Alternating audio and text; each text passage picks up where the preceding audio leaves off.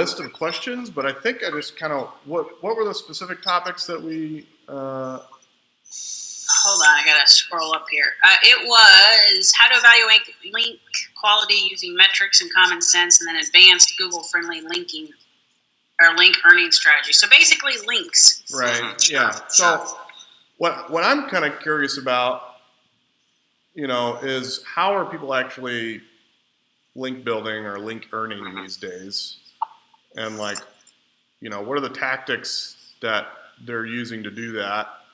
And I know, links are a lot about relationships and knowing people, and part of it, it's like guest posting, but Google's cracking down on guest posting, obviously.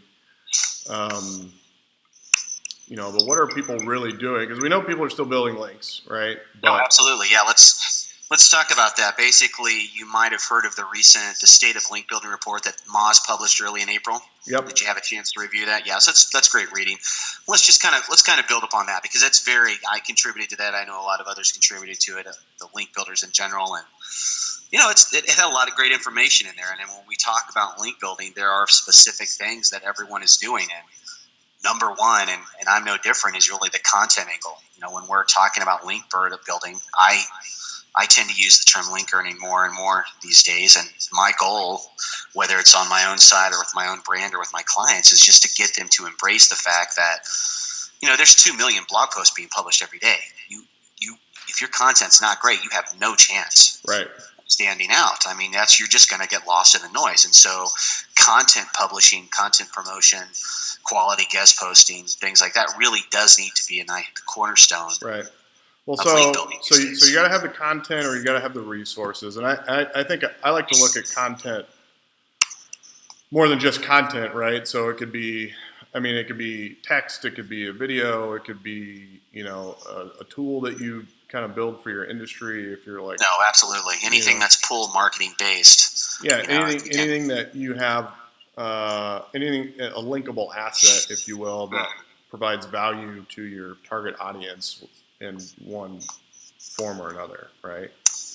Yeah, exactly. And I do a lot of consulting with the food blogging community these days. A ton of it, actually. I'm doing, I think I consulted or did audits on 60 plus food blogs last year. It's insane how many there are. And it's a little bit of a niche focus, and it's amazing what you see. You tend to see patterns over and over again. And when the recipe niche specifically, there's only so many ways you can have a banana pie recipe. Right. So what are you going to do? What do you do as a food blogger to get your food blog to stand out when you're competing against millions of other food blogs? And they're understanding more and more that they kind of have to take a different approach than just publishing recipes. And a lot of them, fortunately, are starting to embrace kind of these more long form, evergreen resources, the ultimate guide to soups. Right. Or, if I wanted to make macaroons, I want a complete guide on how to make macaroons. And I'm going to tell you, one of the best resources I've run across, which I've been using extensively over the last couple of months, is a great tool called Answer the Public. I don't know if you've ever heard of that tool, and I think I've talked to Melissa about that. I think I've seen it, yeah.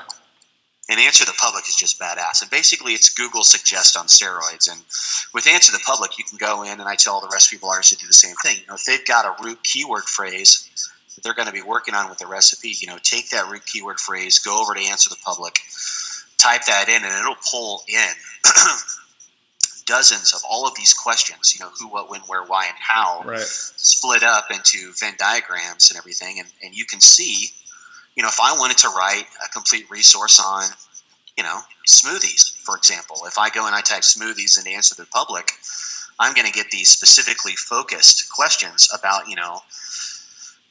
what's in a green smoothie, or what are the most popular forms of protein powder used in a green smoothie. And if I'm trying to get a complete recipe or a complete resource to rank on smoothies, I'm going to try to make sure that my piece of content asks and answers as many of these related questions as possible. Right.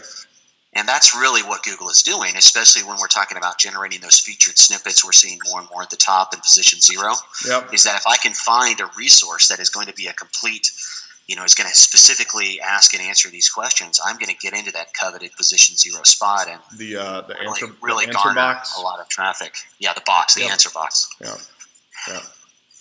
And that's something that Pete Myers talked quite a bit about at Search Fest, which was the last conference in Portland that I was able to speak at. And he had a great presentation in the morning, a keynote on, dominating position zero. And for those of you on the call, or eventually if you're going to be reading this in the post, definitely urge you to check that out, because there's just, right now, less than, 20% of most sites are generating these featured snippets. And of those sites that are generating those featured snippets, it's honestly less than 1% of all queries. Right. So it's not a lot of traffic. It's not a lot of, queries that you're going to trigger for these. I mean, I know most food bloggers are only generating 0.1 to 3%. That is not a lot of queries. They might have 18 to 30,000 top 50 Google rankings, right, and yet they might only have 5 or 10 of these featured snippets being generated, and yet it's contributing a significant amount of bottom line traffic for them. Well, I found like the snippets seem to be kind of on more like head tail, or head terms, Mm-hmm. So it's a good way to potentially get that zero above number one organic rank, kind of on higher volume terms. Yeah, exactly. So back to that state of link building survey. I mean, number one by far was the content publishing and the promotion, things like guest posting. I tend to do that more and more when I'm doing either my own brand building, or if I'm working with a client. The very first thing I'm going to ask is, have you done a content inventory? Have you looked at what you have existing? Is there anything on your site that we can currently use, or maybe republish by, expand its reach? Right. A lot of clients just don't have any idea what a content inventory, have no idea if they even have linkable assets that we can work with. So I tend to take that as a first step when we're talking about link building. Yeah. So step one is assessing your content that you currently have, if you have some, and seeing if there are some quick wins that you can take advantage of there by repurposing it or refactoring it, or if it's a bunch of blog posts that you can turn into an ultimate guide, or something like that, right? Exactly. So you can use a tool like, there's a lot of various tools out there. You can use WebCO, or you can use URL Profiler and do a content audit. And I tend to use those tools a lot to connect and pull out all the Google Search Console information, because I know that's direct Google generated traffic. So what do you specifically, so with a content audit, specifically, you're trying to figure out all the URLs on a website. And then out of all those URLs on a website, you're trying to figure out which pages have the most valuable content currently, right? Right. So let me give you an example. So if I was to do an audit on a recipe blog, they have a lot of posts. What I'll do is I will connect, usually use URL Profiler. I will go ahead and connect through the site, and I'll go ahead and download all of the blog specific content, or just all of the posts, right, usually on the site, by just importing it from a sitemap. And then once I've run the report, what it'll do is it'll line up. I usually choose the last, say, 2 months. It's usually the amount of data that I can pull from Google Search Console. Okay. So for the last 60 days, I'll pull all of the Google Search Console information, which will be broken down by URL. And then I'll be able to see immediately, okay, well, here are the top 10, 15 posts, and I'll be able to see how many search queries they've had. I'll be able to see average rankings, all that information. But what I'll be shocked to find is pages and pages and pages of posts that had absolutely no recorded traffic at all. Right. And that's what I'm concentrating on. So I want to look at those posts, and a lot of those, there could be hundreds of them on a regular recipe blog as an example. And I'll specifically go in and I'll look at those posts that have had no traffic, and I'll take a look and I'll put them in different buckets. Well, these are seasonal. We know it's April, and this is a Thanksgiving recipe, so most likely that's why this post isn't garnering any traffic over the last couple months. Right. And then I might find other recipes which aren't seasonal. They're just, for some reason, Google is just not ranking them competitively, or they're just not garnering any traffic. Right. And I'll export those all over to a search, to a spreadsheet. I'll send those back to the client, and I'll say, okay, let's take a look at these posts. Are these posts that you could update and republish now? Right. Are these posts that you can update with new photos, expand the informational steps, or maybe there's some other metrics on the page, be it page speed or just conversion issues that are causing me. Or maybe we can combine a set of these to create something bigger and better and more current sort of thing. Yeah, exactly. Maybe these are thin content. Maybe Right. there's something about these specific recipes that haven't garnered any traffic at all. I mean, not even one click, nothing for the last 60 days. What is it about these? And then the one thing that I try to tell these bloggers specifically is that you don't need to continue to publish new resources every week. I mean, many of them are trying to publish 3-4 times a week. Right. And even if you're a lone operation, there's only so much you can do that many times every week. So instead I say, okay, hey, let's do this. Let's cut your publication schedule back, and let's instead use this report to start pulling out content that you can just update and republish at regular points for the immediate future, because that's going to allow you more time.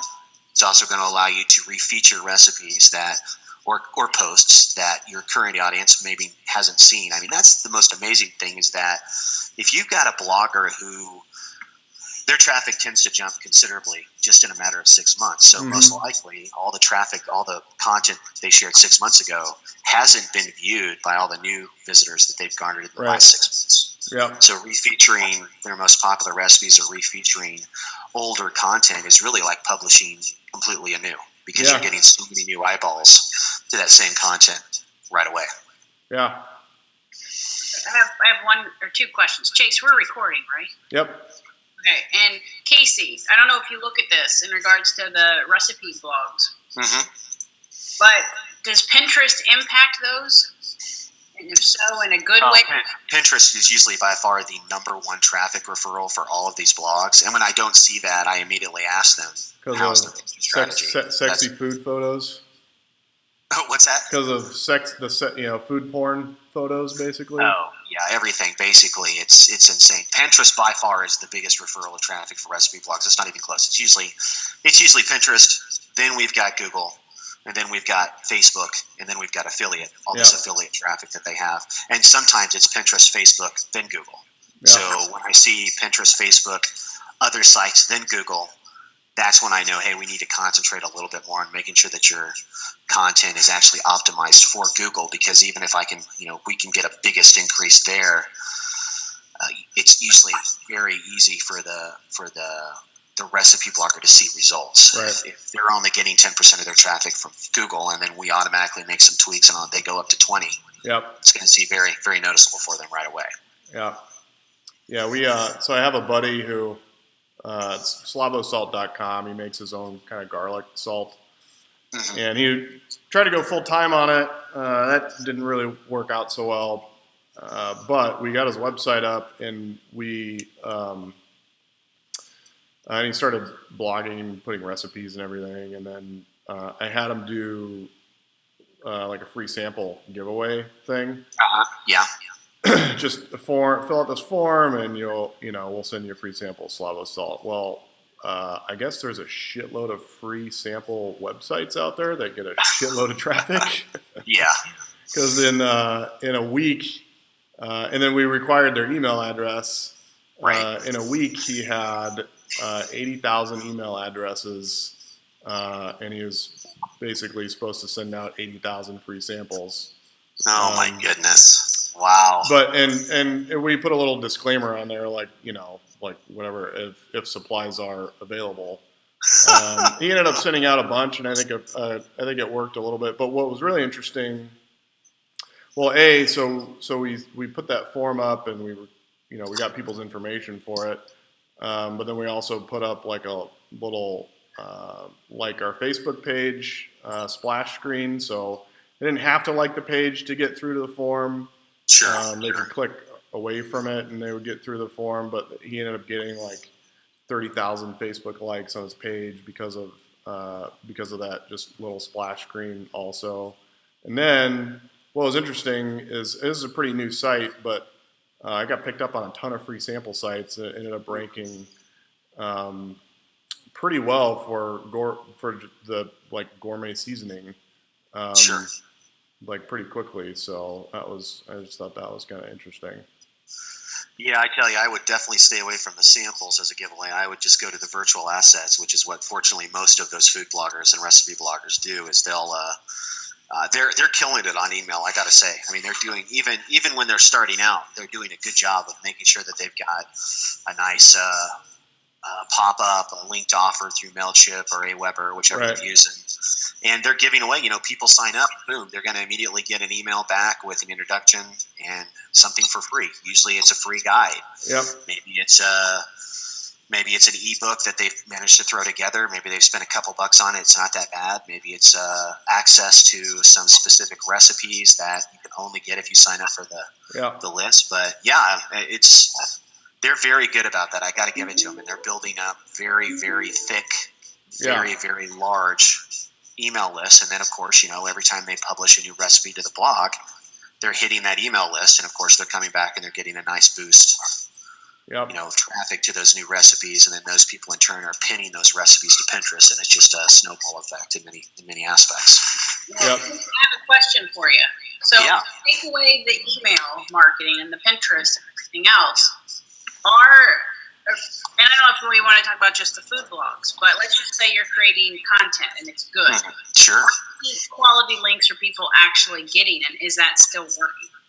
Yeah, that's a good question. And one of the big issues is that, again, with the food bloggers, they don't know anything about link building. And that's what just blows them away, is that, like, they all want to be the next simplyrecipes.com, or they want to be the next The Pioneer Woman or Pinch of Yum. And the issue is that those sites are specifically huge players in the recipe and food blogging niche. They have thousands and thousands of linking root domains. So they could literally throw up a blank page and those recipes leap to the front page of Google right away, just because of the inherent link authority that those domains have. And then you've got these other 99% of everyone else who only has a couple hundred or maybe a couple thousand at the most linking root domains. And they're wondering, well, why aren't my recipes propelling forward as fast as these other recipes from these bigger sites? And they keep replicating everything that these other sites are doing.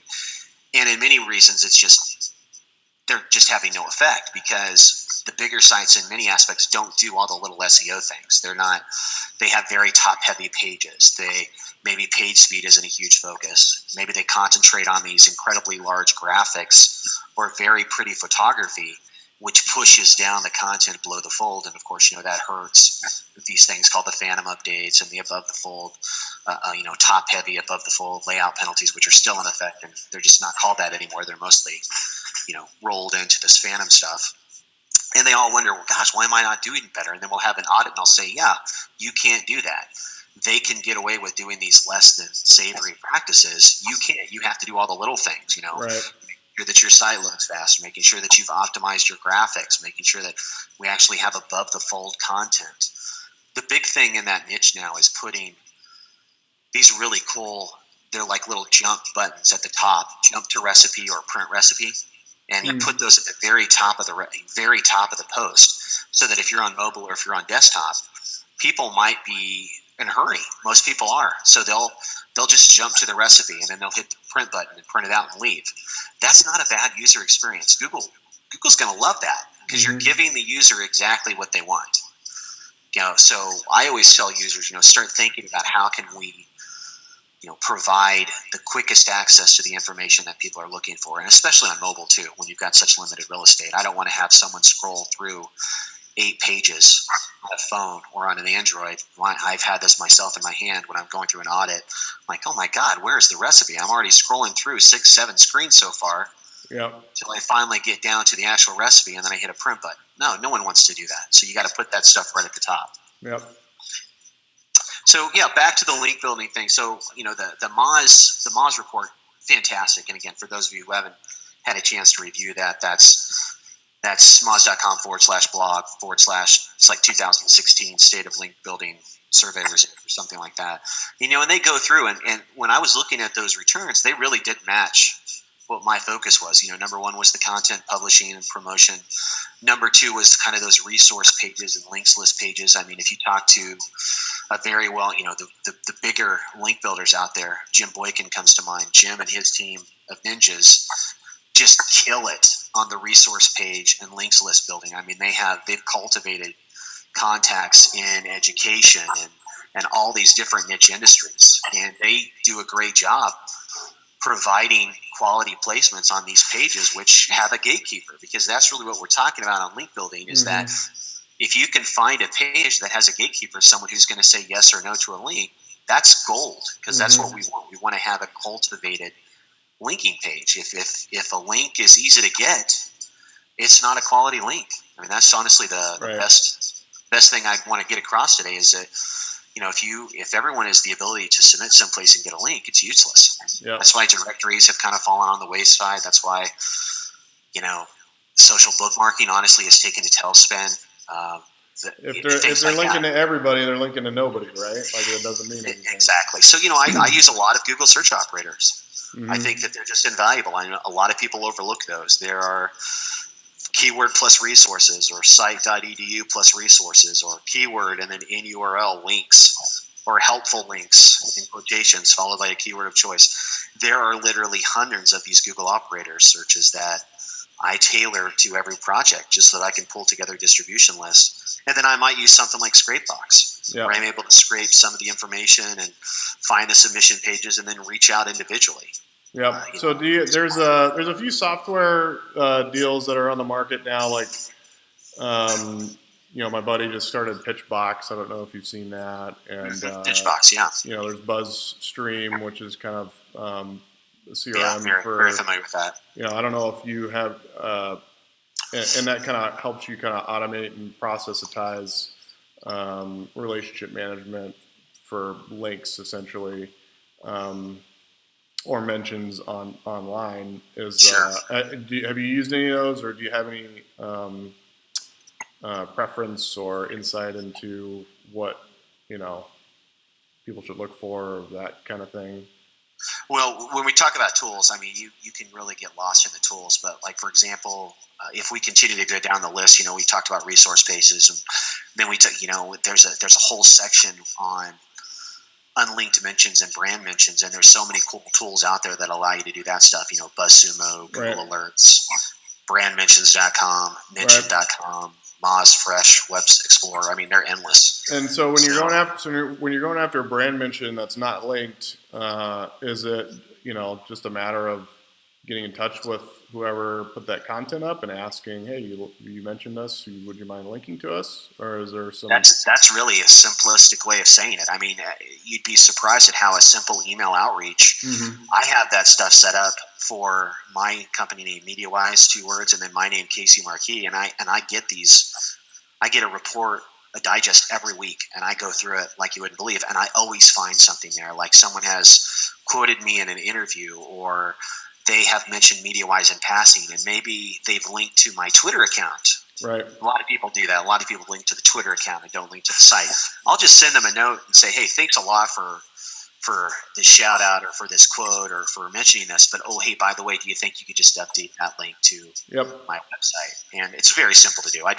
I'm polite, and 9 out of 10 times. Right. It's not an issue. But yeah, I use that stuff all the time. The unlinked mentions, the brand mentions, especially for clients, when you just teach them how to go in. Well, just ask for it. You know what I mean? A lot of people don't even think that, nor know to ask for it, right? They don't even know how to do it. And the newest site out there is brandmentions.com, which is pretty cool. Brandmentions.com allows you they'll even help you set up templates so that you can actually go and use set up a template. They'll even show you how to do it in Gmail so that you can use what are called those canned replies. And you can send up those canned replies through Gmail and send those out whenever an opportunity like this comes up. But the simplest with the link building thing is I found that the best way to generate links is just to be helpful. I really do. That's probably the best advice I could give someone if they're just starting out. Be helpful. Find threads and participate in them. Find, Quora is a site that I certainly don't use enough of, but I have. Or, go into the Moz help forums. I've got a ton of what are called best answers there, where I just go in and I'll initially, spend a couple minutes answering some questions, and those best answers will lead to something else, or, do something along the lines like this. I want to, if I'm able to contribute with, AuthorityLabs, for example, maybe something will arrive out of it. It's a quality site, and that's just making yourself available, being helpful. Yep. Can't stress enough. So I have a question for you, Casey. Like, Sure. let's take a small to medium-sized business, right? Or someone who's just starting out or just really getting into marketing themselves. Mm-hmm. Everyone is screaming today, oh, you got to be on social media, which you do. Okay. Sure. But how much would you tell them to be focusing on content purposes specifically? The social aspect. That's a good question. I think that you initially kind of you have to go out and just claim the profiles just for brand identity reasons. I want to make sure that I'm claiming all my profiles initially just so that someone else or my competitors can't get them. Right. But, just like when you start out nowhere, it's just like when Twitter. Remember when we first got on Twitter?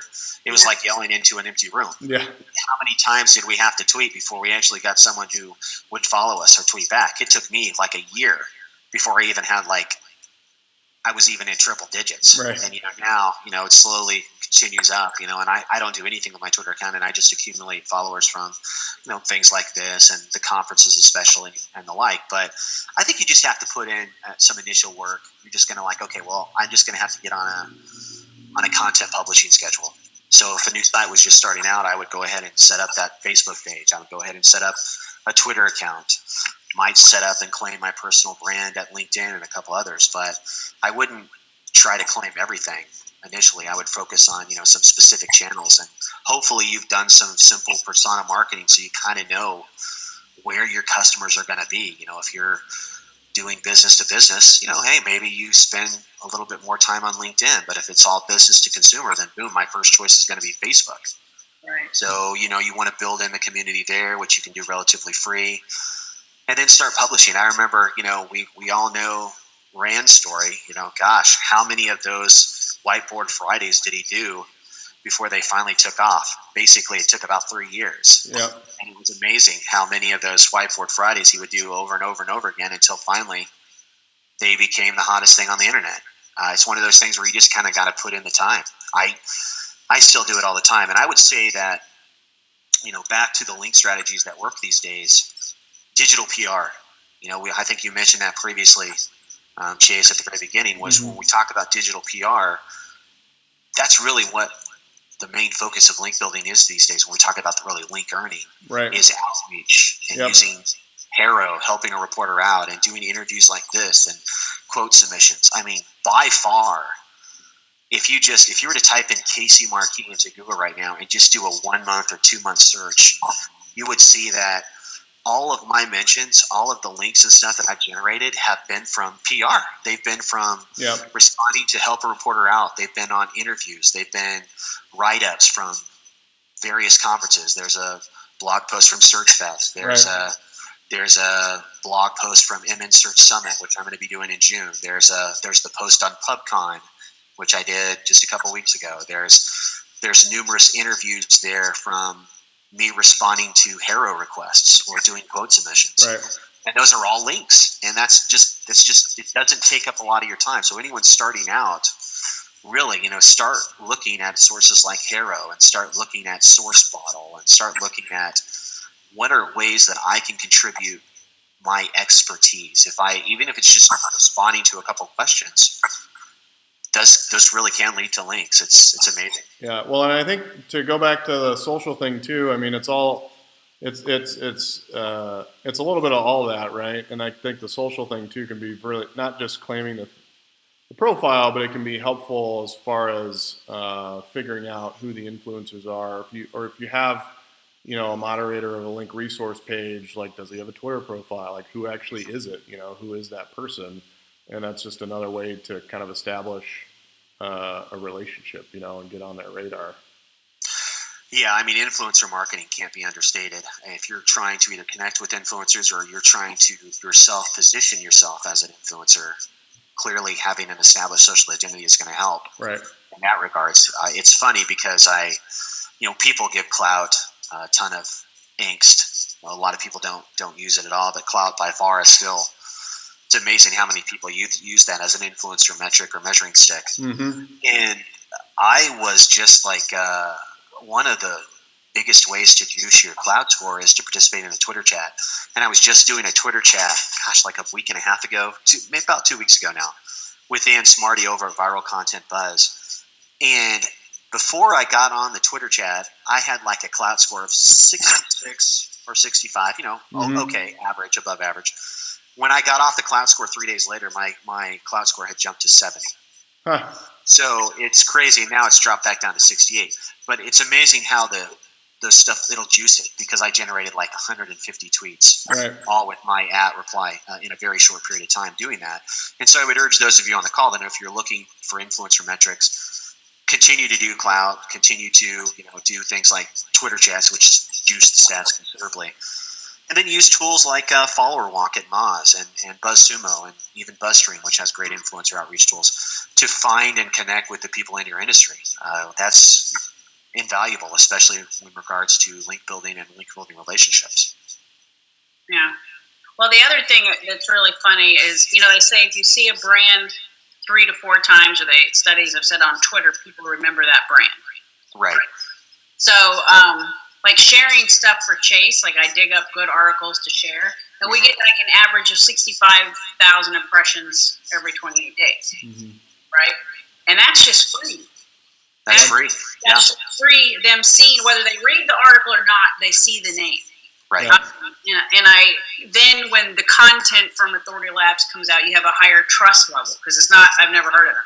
Because I personally don't go read a lot of stuff from people I don't know, unless I've seen it 4 times. I just don't have the time. So I think people need to look at it as a whole, as creating trust and helping. That helps with your link building. No, absolutely. Absolutely.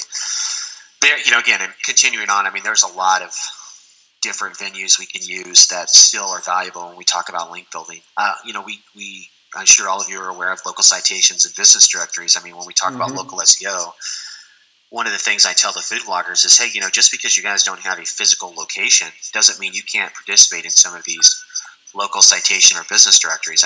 It's amazing how many do follow links are out there. Yep. There, that you can just submit into localpages.com, Kudzu, OpenTable, Zagat. And then there's the powered by Yext ones, which are eLocal and Switchboard and White Pages. Those are all do follow links. It's crazy. So people just don't overlook that. They overlook that stuff. Yeah. That's very simple, very easy to get links, which, like we talked about initially, remember I said that, if it's something that's easy to get, probably not have high value. And these probably don't have a lot of value, but nevertheless, they're going to start. You want to start with a nice level, it's kind of a something, nice level to get going. Right. It's something. Exactly. And then, I tell them to again move from that onto the unlinked brand mentions. And then if they have any sort of graphic ability at all, man, the infographic things. It's funny how everyone has said for years that infographics are dead, and yet they're not. Quality infographics continue to pull in the most links in the smallest amount of time possible. There's sites like infographicsshowcase.com and loveinfographics.com and Infographicholic and coolinfographics.com. Those are all do follow sites that feature quality infographics. And not only are those going to give you good links, but those are going to send traffic. And my belief is always that, if I have the choice between a link on a lower quality site, but that's actually going to get clicked and send me traffic, as opposed to a link on a higher quality site that's not going to get clicked at all, I'm usually going to choose the lower quality link and focus on that. Well, and the infographic thing, we kind of get in the industry, we kind of get inundated with these things, and we see them a lot, and so I think that's why we tend to be jaded. We're jaded because we see them all the time. Right. Yeah, and we see a lot of shitty ones, Definitely. But hey, you have a shitty infographic that could work to your benefit. Right. You could get a lot of links from having a shitty infographic. Right.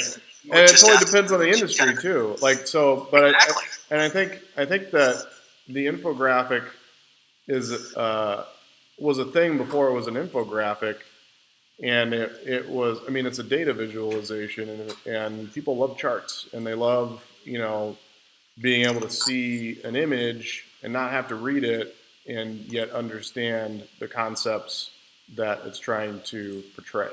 Exactly. I'm always. There was recently on Twitter, I reached out to someone who had an infographic, and you might have seen this, Melissa. I shared it on Twitter a couple days ago, and it was an infographic that someone had done on what if the presidential candidates right now were SEOs. Yeah. Did you see that? Yeah, I shared it, and AuthorityLabs shared it. Mhm. Yeah. Yeah, I saw that and I was like, that's pretty badass. And I actually reached out to the guy on Twitter and we talked a couple times and he says, yeah, I'm not, my partner's the designer and I just wrote the script and then he spent the time, because I asked him specifically, how long does it take to put up something like that? Because to me, anything that's graphical, it looks like it takes forever. And he said that he just, the graphic artist sketched out the personas that they used. I think they had Cruz, I think there was like 4 people. I think they had Cruz and Trump and Clinton and what the other guy, Yeah. Kasich, and so they had the 4 guys on there. And he said that they were able to. He sketched it out, and they had the graphics in place with like 90 minutes, Mhm. and then he stretched out the text and had the text on there, and they had the whole thing up in like 3 hours. And that thing has already accumulated a ton of earned link authority. It's not even funny. I think that's probably been one of the most successful infographics they did, and it was just, all they did was translate the platforms of those candidates into SEO speak. Yep. Trump was like, I'm going to have the best links. My links are going to be unbelievable. Right. Pay links are going to be fine. Timing was great. I mean, the timing was great. It really does. And when you talk about linkable assets, it's all about hitting the right time. So yeah, continuing on here, we could talk a little bit about broken link building. I'm getting some feedback here. You're Me getting too. feedback? Hold on. Let me, hold on. Oops. Is that better? Let me see if I can hear my echo again. Nope. no, it's good. We're good now. So continuing on down through that, I mean, we also kind of briefly talked about the broken link building. That's huge. People just don't do broken link building anymore. I tell, especially when we're doing the recipe audits, many of them don't even know that the data in Search Console exists, which blows me away. I say, hey, you have this whole report on 404s. Mm-hmm. And here's a whole section on soft 404s that Google specifically hates. And by the way, you removed dates a year ago, but you broke all these incoming links. Here's what we need to do to salvage those. Right. And then we salvage those links, and boom, they get an immediate pop up within like 21 days of Google coming and recaching all of these links, respidering the links and everything. And that's really one of the first things we do when we do simple. We're talking about link building. We're also talking about best practices, and one of them is just correcting broken 404s and making sure that we've got the site working with regards to their existing link equity. And you can use the Google Search Console. You can use a Check My Links Chrome extension. Right. Xeno Link Sleuth is great for that. There's even a tool called BrokenLinkCheck.com, which still works. Or you can use Straight Box with Google Search Operator commands. I mean, you can do a ton of this. I mean, if you're listening to the call now, I'm sure all of you are familiar with those. And if you're not, take one of those and use operator searches like keyword plus resources and keyword plus blog roll and keyword plus entitled blog roll, and you can find a lot more of these broken links out there. Yeah, so you're looking for links to your own site that you can fix, and then you're looking for links to other sites that are broken, and to where you can reach out to the people that or run those resource lists, for instance, so that they can they can fix that link, and hopefully they'll fix it and link to you instead of this other guy, right? And that comes back down to that be helpful argument. Right. I mean, if I'm going to find something, if I'm going through a site and I notice there's a broken link, I'm going to just send them a note. Right. And maybe I recommend my own site or the site of a client. Let me ask you. So obviously, this is best practices, and how important is it for a website owner to make sure that all their links, like to be more proactive about making sure everybody they're linking to still works? Like, how does Google, treat that? If a site's linking to a bunch of pages that don't exist anymore, does that affect, how they rank for stuff? I personally believe that outbound links are important. Feedback. Yeah, still getting the feedback, Jason. I'll mute myself while you're talking here. There we go. Okay. There you go. Okay, yeah, that's probably the case.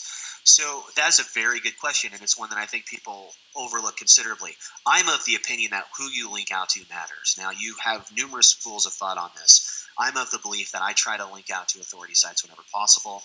If you have a page that has a lot of links out to broken pages or broken resources, well, it's not a quality user experience. So if a user clicks on that and they go to a 404, they're probably going to leave your page immediately anyway. So you always try to do an internal audit. You're using a tool like WebSEO is really good about that. I don't use WebSEO for a ton of stuff, but they do have a really good audit system which allows you to see all the external links. You can also just run Xeno Link Sleuth as well. All of that stuff, and that's one of the things we look at is we want to make sure that when we're linking out in content that those links work. Now, whether or not Google's going to provide us any love for that on the page itself is up to debate. I think that they probably do a little bit because it's an indirect benefit. It's a sign of quality, and I am of the opinion that what we don't know about Google could fill a battleship. So it's just a matter of, if I look at it as if Google can know something, I just assume they do know something. And one of the things I assume that they do is determine by link schemes how you're linking out, is it quality resources, and then adjust accordingly. Nice. So, go ahead.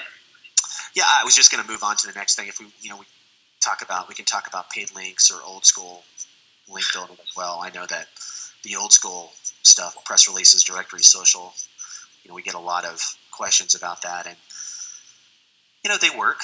They're just very limited. I mean, I'm of the opinion that press releases are really a useless waste of time for link building, but they're invaluable for brand awareness. And it's very possible that you might submit a press release that gets picked up and gets spun into an actual newsworthy article or mention that will have a do follow link to you. So that's something I always try to tell people about, especially new clients. Like, don't discount that as a whole vehicle, but just understand that the reach is going to be limited. Yeah. Well, the other thing I find interesting lately on Google is they're posting a lot more, which I'm sure they're no follow. But if you're looking for a specific question to something, I'm finding some of my best answers in forums in the top 3 and 5 search results. I don't know if you've noticed that. I have noticed that. That's very interesting. And, that's Google's desire to continue to keep people on Google. I mean, what does Google want to do? Steal your traffic.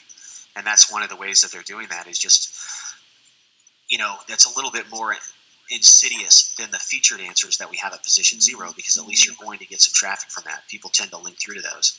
But what you're describing is them trying to answer the whole and complete query right there in the search results so that people don't click through to any other information. And that's certainly bad for users and bad for site owners. I just remember the old days of creating user accounts at forums and creating signatures with links. Do you remember that? Yeah, signature links still work. They're just very, very limited. I mean, for example, I am the on-staff SEO expert for Food Blogger Pro, which is a community of food bloggers, and I have a signature link there, which pretty much just says speaker, trainer, writer, Casey Markee, schedule an SEO consultation with me today at the bottom, and boom, that SEO consultation link gets clicked. That's it. Several times a week. So, I mean, that is... those are no follow links. You can see it because I have all the plugins installed. There's no SEO benefit for that. But the clear benefit is branding, and I'm providing a funnel. So if my goal on the forums is to be helpful, but my end goal is to generate business. So if I'm helpful enough that they're like, oh my God, this Casey Markee is the bomb. I need to get my site audited. If I'm providing them a very quick one way to do that, I'm glad to see that they are clicking that. Then it's just on me to close the deal. Yeah. Cool. I hear what you're saying. Yeah, and I mean, I wouldn't go out and do forums. I wouldn't go out and set up a forum signature or anything just for that, because they're pretty much all no follow these days. Yep. But if there's any chance at all it's going to generate business, it's still worth doing.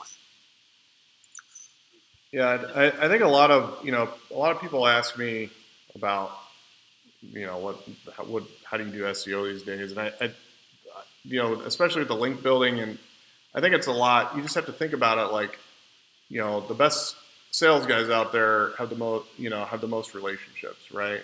Like, that's true. You have to be. It's just like promoting yourself or a company or a brand anywhere in the real world. It's just you're doing it online, and you're doing it in a way that you're making sure Google recognizes all of it in the way that it should be recognized, you know? So, and like the more you're out on the web, and the more you're out on the web in a relevant way to whatever it is your website is trying to sell or offer or, you know, drive people to, the more that Google is going to realize that that's what that site is about, you know? Yeah, and we haven't really covered today you've probably heard the EAT, expertise, authoritativeness, and trustworthiness, which are those big three, things that you'll see in the Google Quality Rater Guidelines. I've spoken about it at PubCon previously. There's some articles in Search Engine News where I've been quoted about it. EAT is always a constant focus in pretty much everything I do. Whether I'm doing a link building campaign with a client or I'm doing a link building campaign on my own, I'm always thinking, is this going to reflect on my expertise? Is this going to allow me to further my own authoritativeness or trustworthiness, be it with myself or my clients? And if I can say yes to that with regards to this link vehicle, I tend to just move forward with it. There are things like paid links. Paid links always get the big, don't use paid links or whatever. Everyone's using paid links. There's nothing wrong with paid links. You just have to understand that there is a risk, and you should follow them. But if you're going to use paid links, they better send you traffic. Mm-hmm. Just realize that there's a risk to them. Sometimes there might be the only way you can get a link on a certain site that is going to convert for you is to buy that link. If you're going to follow it, I usually tell the client you should follow it, and then you should check and see what the return is going to be. Are people clicking on that link? Is that link going to send you bottom line business? Is that going to help you on an expertise or authoritativeness platform? And sometimes it does, sometimes it doesn't. It's something that each of the clients is going to have to individually, struggle with. I have one more question for you, real quick. Sure. All the people you work with content, creating content for links, do you see a difference in visual versus the traditional typed up article? That's a good question. I think that the visual is so much harder for people to execute. So you're not seeing a lot of that. And I think I mentioned at the beginning how crowded it is online right now. There's something like 2 million blog posts published every day. It could be even more than that. It's insane. I saw that metric from the Content Marketing Institute the other day.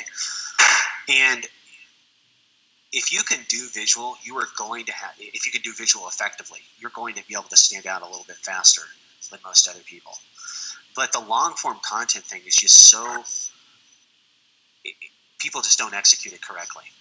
People don't understand that it's not necessarily that it's a long post. It has to be a long, high quality post. That's why this, using a simple tool like Answer the Public and these and the rest of these, where finding and answering questions of your audience is so important, because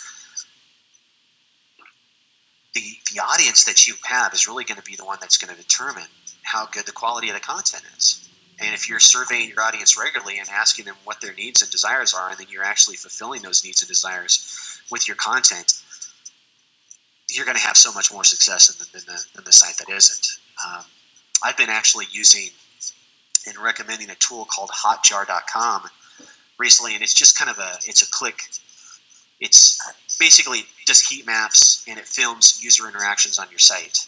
And Hotjar is just awesome because it'll allow you to see, you can film all your visitors as they navigate through your page and see kind of where they're stopping, where they're going. And it's great for recipe sites. I have the recipe bloggers put it on now before they make any changes, so they can get an idea of how their audience is navigating their content. And then I have them put it on after we've made the changes and see the difference in the paths, and they're just blown away. Like, oh my God, I wish I had done this earlier. And, if I put these buttons up at the top, people are just beelining for those buttons. They're grabbing the recipe and then they're getting out. And oh, hey, here's the IP address again. They came back, did the same thing for another recipe. People just understand that if we have a better idea of how people are navigating your content, or maybe that they're scrolling down through a long form content and they tend to stop at one section, maybe I can use that information to take that section and expand it into a completely new piece that we publish again in the future. Mm-hmm. So being able to understand how users are navigating that content is exceptionally important in such a crowded landscape these days. Great. Thank you. Guys, it's a pleasure. It really is. Gosh, you guys have any plans for the weekends? I think I'm going to be working. Yeah. Aren't we?